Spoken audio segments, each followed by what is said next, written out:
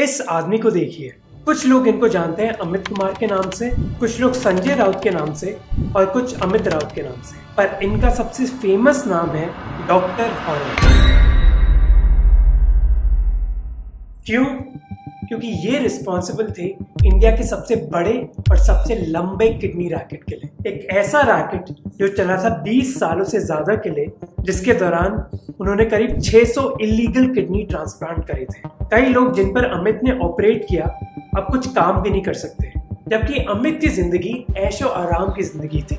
वो कनाडा में रहते थे, एक ऐसे घर में जहाँ 4 बेडरूम थे, एक स्विमिंग पूल था, घर की वैल्यू थी ऑलमोस्ट 4 करोड़ रुपए और उनकी गाड़ी की वैल्यू थी ऑलमोस्ट 50 लाख। और ये सारा पैसा उन्होंने कमाया इलीगल किडनी रैकेट के बलबूते पर। और अमित इस चीज में अकेले नहीं है, इंडिया दुनिया का हब है इलीगल किडनी रैकेट्स के लिए। तो ये किडनी रैकेट चलता कैसे है, इसी के बारे में मैं आपको बताना चाहता हूँ इस वीडियो में।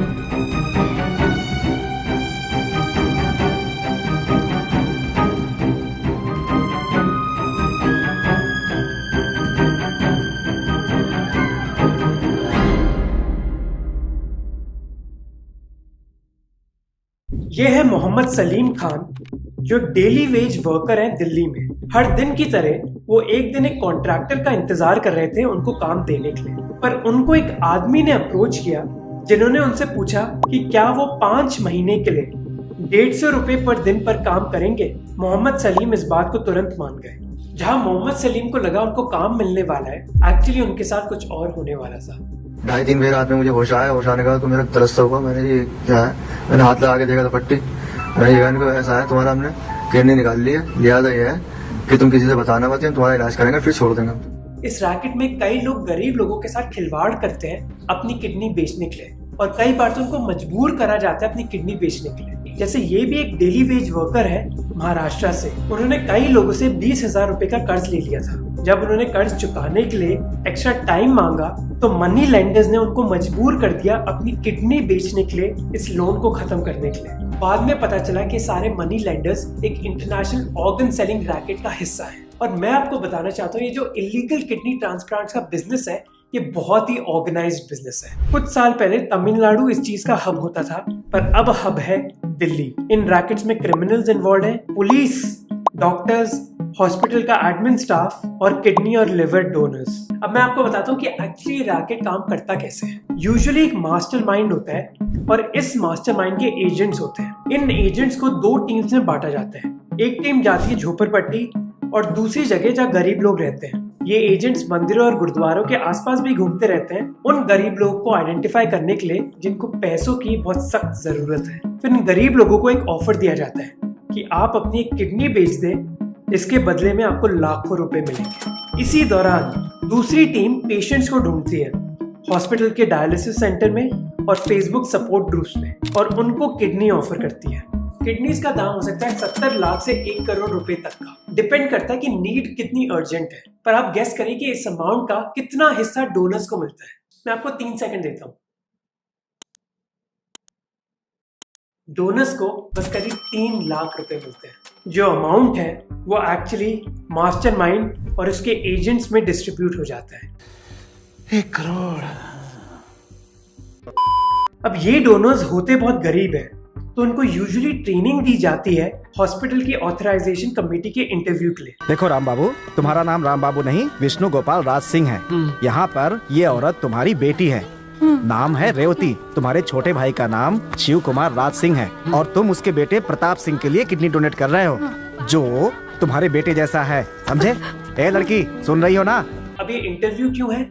हॉस्पिटल्स ये इंटरव्यू इसलिए करते हैं ये चेक करने के लिए कि जो बंदा किडनी दे रहा है तो क्या कोई पैसे का ट्रांजैक्शन तो नहीं हो रहा लोगों के बीच, क्योंकि इंडिया में किडनी ट्रांसप्लांट पैसों के लिए इलीगल है। ये किडनी ट्रांसप्लांट तभी हो सकता है जब डोनर और पेशेंट एक दूसरे से रिलेटेड हो। इसलिए कई बार ये एजेंट्स फेक आइडेंटिफिकेशन डॉक्यूमेंट्स बनाते हैं डोनर के लिए, ये प्रूव करने के लिए कि ये डोनर कोई ऐरा गैरा व्यक्ति नहीं है, बल्कि ये पेशेंट का रिश्तेदार ही है। और ये इलीगल रैकेट का नेटवर्क इतना बड़ा और सोफिस्टिकेटेड है कि 2 लोग जो काम कर रहे हैं एक रैकेट में, उनको एक दूसरे के बारे में कोई जानकारी नहीं होगी। और जैसे हमने आपको बताया कि डॉक्टर्स भी इस चीज में इन्वॉल्व है और वो कई बार गरीब लोगों की एडवांटेज लेते हैं। जैसे सुंदर सिंह ने LH हीरानंदानी हॉस्पिटल के डॉक्टर्स को एक्सपोज किया था जो एक किडनी रैकेट में इन्वॉल्व थे। उन्होंने कहा कि जब वो अपनी किडनी बेच रहे थे तो डॉक्टर्स ने उनको प्रॉमिस किया था कि उनकी किडनी वापस ग्रो हो जाएगी। इमेजिन कीजिए ऐसी चीजें डॉक्टर्स डोनर्स को बता रहे हैं। और कई बार तो ये डॉक्टर्स भी नहीं होते।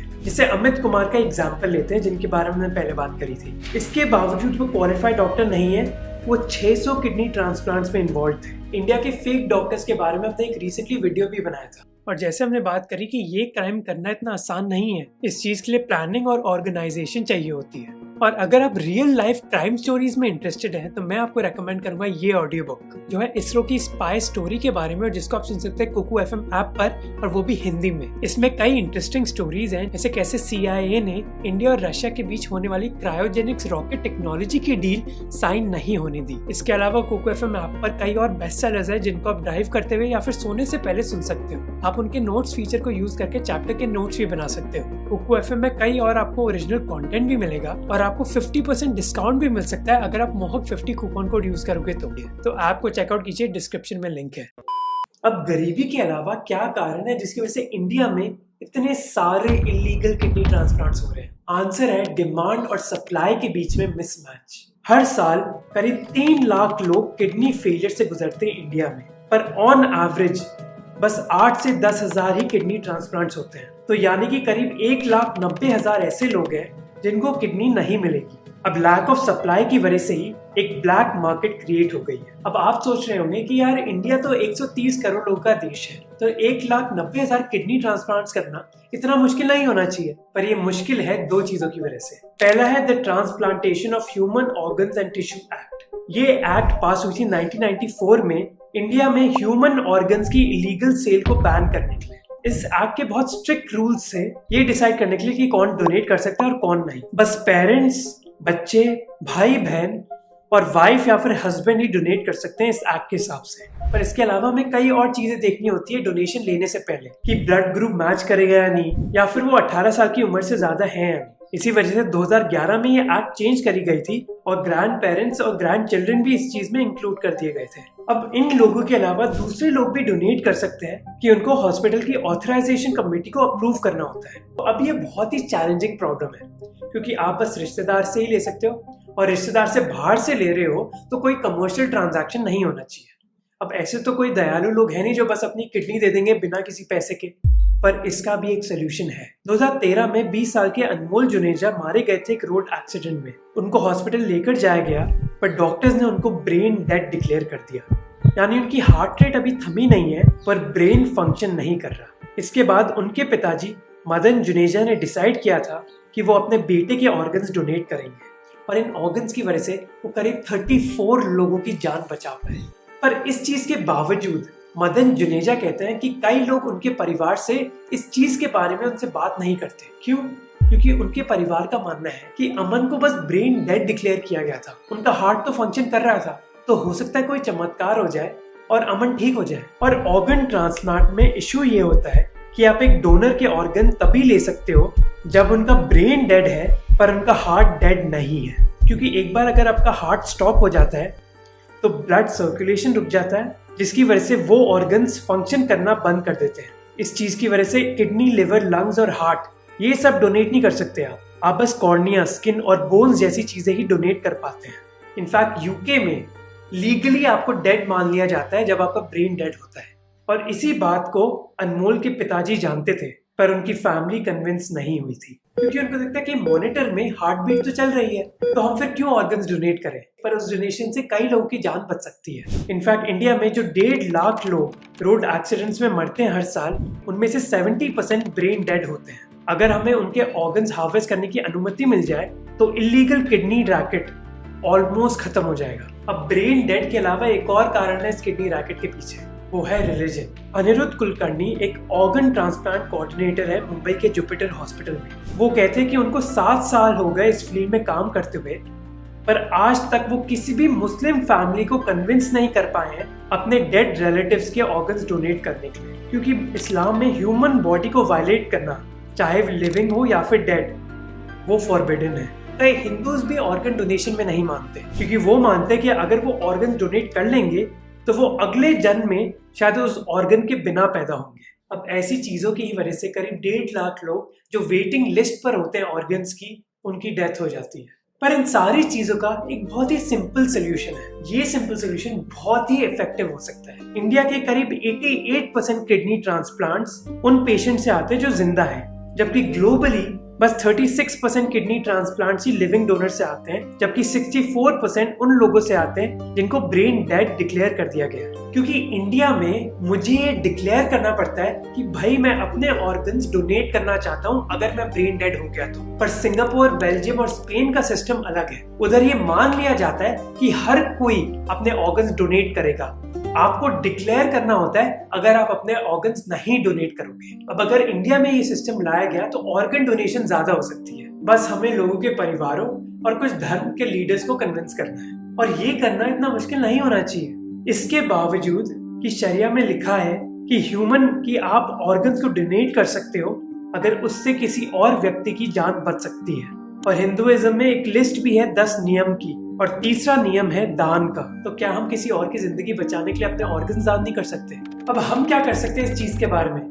बहुत सिंपल चीज है यार। इस वेबसाइट पे जाओ और सरकार को बताओ कि आप कंसेंट देते हो अपने ऑर्गन्स डोनेट करने के लिए अगर आप ब्रेन डेड हो। डिस्क्रिप्शन में लिंक है, तो बस फॉर्म फिल करो। ये चीज मैं भी कर रहा हूँ। अब हो सकता है कि आपकी कोई मेडिकल कंडीशन हो, तो चिंता करने की कोई बात नहीं है, क्योंकि एक मेडिकल प्रोफेशनल डिसाइड करेगा कि वो आपके ऑर्गन्स यूज कर सकते हैं या फिर नहीं। आप कंसेंट तो दे दो, पर एक इंपॉर्टेंट चीज जो आपको याद रखनी है वो है कि ये डिसीजन फैमिली मेंबर्स से जरूर डिस्कस करो, क्योंकि इंडिया में एक थोड़ा वियर्ड रूल है। इसके बावजूद कि आपने कंसेंट दे दी अपने ऑर्गन्स डोनेट करने के लिए और आप ब्रेन डेड डिक्लेयर कर दिए गए हो, फिर भी आपकी फैमिली बोल सकती है कि नहीं, हम ये ऑर्गन्स नहीं देंगे। तो आपकी कंसेंट को आपकी फैमिली बाद में रिजेक्ट कर सकती है। So please fill the form. और अगर हम सब ऐसी चीजें करेंगे तो शायद हमें डॉक्टर हॉरर जैसी स्टोरीज नहीं देखने को मिलेगी। अगर आपने वीडियो इधर तक देखा और आपको वीडियो अच्छा लगा तो प्लीज सब्सक्राइब कीजिए, ताकि हमारा चैनल ग्रो करता रहे। और अगर आपको ये वीडियो अच्छा लगा तो आपको ये वीडियो भी बहुत अच्छा लगेगा, जहाँ हम बात करते हैं एक और रिलेटेड प्रॉब्लम के बारे में। वो है इंडिया में फेक डॉक्टर्स की प्रॉब्लम। इंडिया में इतने फेक डॉक्टर्स हैं क्यों? तो इस वीडियो को जरूर देखिए, और कुकू FM को चेकआउट करना मत भूलना, लिंक डिस्क्रिप्शन में है।